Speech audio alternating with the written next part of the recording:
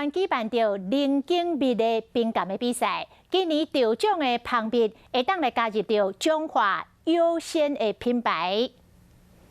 中华零景蜜伫咧台湾介有名。去年全国评奖比赛得奖的人有14%是为中华来的。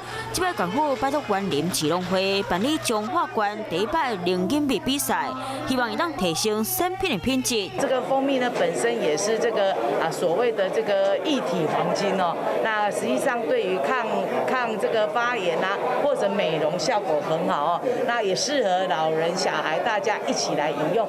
县府农业处讲，比赛选20派得顶奖，60派斗顶奖。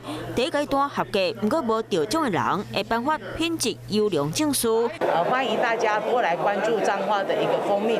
中华县零景蜜品质的比赛报名时间会到29号下晡3点。县府欢迎有兴趣的农友会当透过中华县各地农会报名。生生不息，宏观视野，我是申宏。想要看体育新闻，就要赶快看华视新闻，赶快按赞、分享、开启小铃铛哦。